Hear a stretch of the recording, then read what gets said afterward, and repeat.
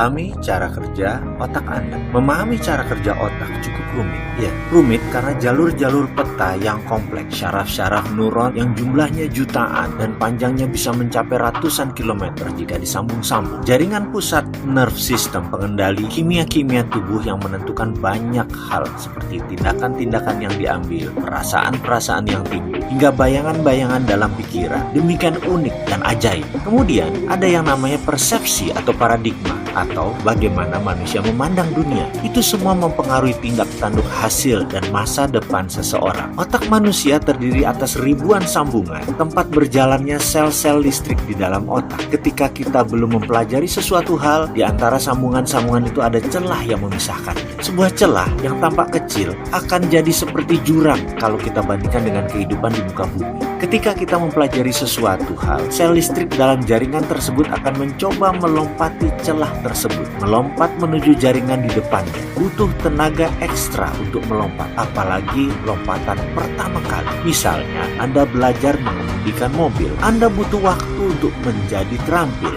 Butuh waktu, tapi lama-lama akan semakin mudah mempelajarinya. Mengapa? Karena setelah lompatan pertama, sel tadi juga akan membangun jalan perintis bagi sel listrik lainnya yang akan melompat juga ketika kita kembali mempelajari hal yang sama. Semakin kita rajin mengulangi hal tersebut, jalan perintis tadi semakin lama semakin baik dan pada akhirnya menjadi kokoh. Celah tadi pun tertutup dan terciptalah sesuatu sambungan baru. Saat itu, kita telah berhasil menjadi keterampilan dalam hal yang berulang kali kita pelajari dan kita lakukan. Mengapa? Karena sel-sel listrik otak tak perlu lagi melompat menyeberangi celah. Jembatan telah kokoh berdiri. Itulah mengapa orang yang awalnya tidak bisa, kemudian belajar dengan keras, akhirnya mulai terbiasa. Lama-lama malah menjadi terampil. Apabila ia terus belajar di bidang yang sama, dia pun akan menjadi ahli di bidang tersebut. Karena ia telah membangun jembatan yang kokoh, hingga sel-sel listrik di otaknya bisa berjalan dengan mudah. Celah tersebut dikenal dengan istilah synapse gaps atau RAS, Reticular Activating System. Inilah yang menjembatani pikiran atas sadar dan pikiran bawah sadar. Sesuatu yang di dalam pikiran bawah sadarlah yang menjalani hidup kita dalam wujud tindakan dan pengalaman. Semua terjadi di otak kanan, pengalaman, memori, dan rasa. Bagaimana kalau informasi, tulisan, atau perkataan misalnya? Ini faktanya tentang kerja otak dan pikiran. Kata-kata dan informasi selalu masuk ke otak kiri terlebih dahulu, dianalisa, diulang-ulang, kemudian masuk ke kanan, dibuka RAS, lalu menjadi tindakan. Ilustrasinya begini. Misalnya Anda membaca koran pagi ini diberitakan bahwa harga BBM premium akan menaik harganya menjadi 20.000 per liter. Informasi tersebut masuk ke otak kiri, lalu dianalisa. Kemudian baru kita mulai membandingkan, dalam kurung menghakimi. Kemudian terbayang dan terimajinasi. Dan ini ada di otak kanan. Wah, jangan-jangan sudah gila nih pemerintah. Sudah dipilih rakyat, sekarang main naikin harga begitu aja. Mungkin begitu batin Anda. Emosi dan imajinasi Anda tersebut ada di otak kanan. Informasi yang sudah berpindah. Begitu emosi tercipta, gelombang RAS tersambung, lompatan neuron otak cepat terbentuk. Tindakan yang dipilih misalnya demo. Inilah contoh bahwa otak kiri menerima informasi, pindah ke kanan, ditambah imajinasi, terbangun bayangan emosi seperti bahagia, sedih, suka, dan takjub misalnya. Maka RAS terbuka menjadi nilai baru dalam pikiran dan landasan atas sebuah perbuatan terjadi. Contoh lain, bayangkan jika Anda adalah seorang yang memiliki tabungan di bank 10 miliar. Lalu Anda membaca informasi bahwa harga premium tadi menjadi 20.000 per liter. Maka informasi tetap masuk kotak kiri dan dianalisa. Karena Anda tahu hal itu tidak mempengaruhi ekonomi Anda apapun. Anda masih punya uang banyak, Anda punya uang 10 miliar. Anda pun tidak membayangkan apa-apa. Data tidak pindah ke kanan secara ekstrim. Tentu tidak terjadi tindakan apapun. Sudah, Anda terus aja baca korannya. Anda orang kaya kok, tidak pengaruh harga 20.000 per liter bagi kendaraan Anda tentunya. Kembali ke contoh pertama, perbedaan data peta otak membedakan tindakan. Jika seorang ibu rumah tangga menerima informasi bahwa harga premium menjadi 20.000 per liter, akan berbeda dengan seorang politikus lawan atau oposisi dari incumbent yang berkuasa. Atau seorang pedagang asongan menerima informasi naiknya harga BBM tadi, berbeda dengan buruh pabrik, berbeda dengan buruh sekolah dasar. Berbeda pula dengan para pemuda LSM. Disinilah indahnya hidup, disinilah seninya hidup. Suatu hari saya mengikuti sebuah workshop. Hari pertama 110 orang hadir dari 10 negara.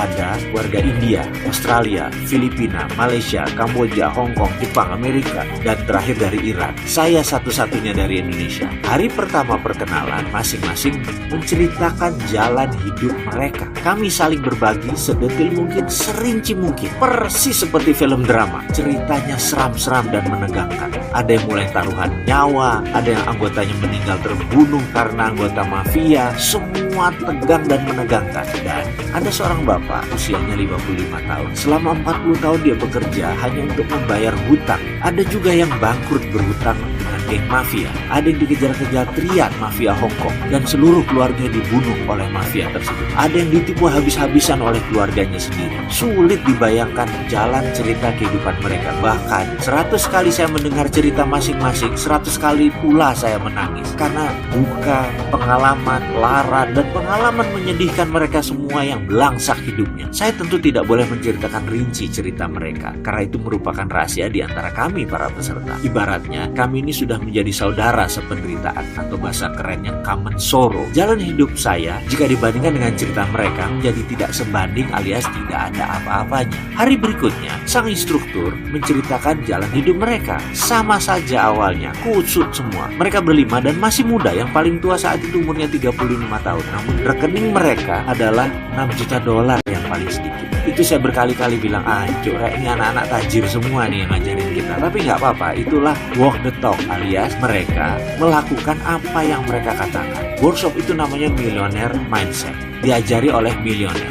Jadi sudah benar, ini adil. Kami diperlihatkan dana di rekening mereka. Mereka tidak berdusta. Diperlihatkan keesokan harinya bagaimana uang itu datang ke mereka. Mata saya mulai melek. Ide di otak saya mulai lompat-lompat liar. Rasanya ada suara aha berkali-kali di benak saya. Hari berikutnya pelajaran dimulai. Kami membentuk formasi setengah lingkaran tanpa meja. Pelajaran trespassing namanya. Teritori ego kami akan diterabas, dilanggar, dilewati. Siap-siap marah, siap-siap tertusuk hatinya. Kami peserta diberi pertanyaan, how is the money comes to you? Atau bagaimana cara uang datang ke Anda? Seluruh peserta mendapat giliran untuk menjawab, dan kalau disamaratakan semua menjawab dengan bekerja. Pertanyaan berikutnya, kalau tidak ada uang, apa yang Anda lakukan? Semua peserta berbicara bergantian, tapi kesimpulannya rata-rata menjawab, mencari pekerjaan. Karena dengan bekerja, kita mendapat uang. Pertanyaan berikutnya, kalau Anda bekerja, apa yang Anda peroleh? Seluruh peserta menjawab, uang.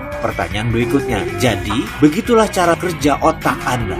Untuk mendapatkan uang, Anda harus bekerja. Kita stop sebentar. Ada yang salah dari pertanyaan tersebut? Tentu tidak, bukan? Inilah pertanyaan dan pernyataan selanjutnya. Bisakah Anda tidak bekerja tapi dapat uang? Otak saya kram, macet. Kemudian terdengar suara instruktur melanjutkan, oke, jadi Anda berpikir bahwa uang datang kalau bekerja, dan kalau tidak punya uang, Anda perlu mencari pekerjaan. Lalu Anda pikir Anda akan mendapatkan uang, padahal itu hanya untuk menyambung hidup. Di akhir bulan, uang Anda habis lagi, dan Anda bekerja lagi. Begitulah roda kehidupan yang Anda putar. Benar? Otak saya berhenti. Rasanya tidak ada yang salah. Bukankah itu pemahaman yang umum? Uang didapat dengan bekerja. Nggak kerja, ya nggak dapat duit. Bukan begitu? Kemudian pertanyaan berikutnya agak menohok saya. Anda bertuhan, Mr. Mardigu. Anda percaya Tuhan? Saya jawab, ya tentu saja. Tuhan Anda bisa apa? Tanyanya lagi. Waduh, kalau ini bukan pelajaran trespassing, pasti saya sudah ngamuk ini. Saya jawab, Tuhan saya bisa segalanya dan tak terhingga. Jawab saya dengan nada tidak nyaman. Instrukturnya bernama Geoff. Itu mendekat. Tuhan Anda tak terhingga. Bisa melakukan apa saja. Bisa mengerjakan semuanya. Benar begitu? Sekarang minta kepada Tuhan Anda. Bisakah Anda meminta kepada Tuhanmu? Begini, Anda tetap di rumah, duduk dengan orang yang Anda cintai dan mencintai Anda, mengerjakan sesuatu yang Anda sukai dan Anda cintai, kemudian uangnya tak terhingga. Bisakah? Saya gelagapan. Dia menekan saya sekali lagi. Bisa nggak Tuhan kamu mendatangkan uang kepada kamu tanpa bekerja, dengan hanya mengerjakan sesuatu yang kamu suka, yang kamu cintai, tapi tetap mendapat uang tak terhingga? Bisakah? Bisa. Langsung saya jawab dengan keras. Kenapa Anda nggak minta itu? Kenapa Anda nggak minta kepada Tuhan, ya Allah, saya mau berkumpul dengan orang yang saya cintai, mengerjakan sesuatu yang saya cintai, menyenangkan orang yang saya cintai, membuat bahagia, semakin pintar, membantu alam, dan mendapat uang tak terhingga. Mengapa Anda tidak meminta seperti itu? Mengapa tidak meletakkan doa itu di benak Anda, tetapi justru memilih yang repot, melelahkan, membuat frustrasi yang namanya bekerja? Ngapain? Katanya dengan nada tinggi dan mengeras. Saya tidak menjawab. Saya juga bingung. Kenapa saya mau dapat uang harus kerja? Kenapa nggak diem saja atau mengerjakan sesuatu yang enak, yang santai, dan saya sukai saja? Tapi kenyataannya kan orang harus bekerja juga, apapun itu.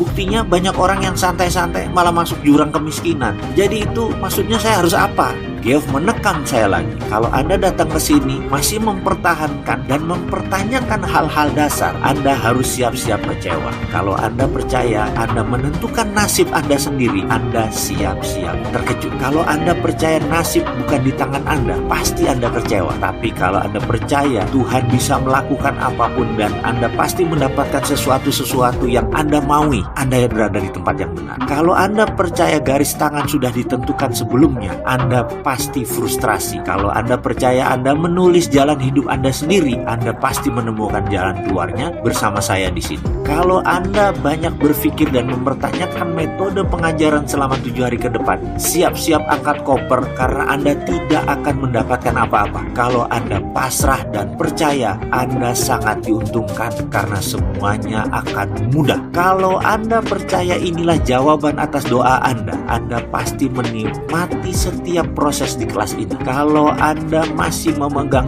kukuh belief system yang lama, Anda akan persis menjadi seperti Anda yang sekarang, langsak hidup Anda. Kalau Anda meruntuhkan seluruh bangunan Anda dan bersiap membangun fondasi belief system yang baru, siap-siap melihat Anda yang lebih baik sesuai dengan keinginan Anda. Urainya si Geoff panjang lebar. Kemudian nada suaranya melunak dan semakin pelan. Anda kesini sudah buang-buang waktu, membuang tenaga, membuang pikiran, membuang uang. Apa yang tersisa dari Anda hanya pola pikiran saja. Kalau Anda mau membuang pola tersebut, kita akan lanjutkan pelajaran. Siap-siap akan sakit, siap-siap sakit hati, karena semua yang Anda pegang selama ini harus dilepas. Wajib, bahkan kebenaran yang Anda pegang, yang Anda punyai, ditantang ke batas ujung. Diri Anda akan didorong ke batas yang membuat Anda merasa, apakah mungkin? Apakah masuk akal? Masa sih? Bagaimana bisa? Pertanyaan-pertanyaan logika belief lama Anda akan ditantang. Kalau ternyata tidak teruji, rubuhkan. Ingat, kebenaran yang terbenar adalah kebenaran yang teruji. Dan kebenaran yang paling benar, dia tidak menohok atau menyinggung siapapun. Kalau ada yang sakit hati gara-gara kebenaran, pelajaran kebenaran ini salah. Dan semua kita tahu bahwa kebenaran yang paling benar adalah kebenaran yang membela dirinya sendiri. Inilah pelajaran Millionaire Mindset. Berlanjut.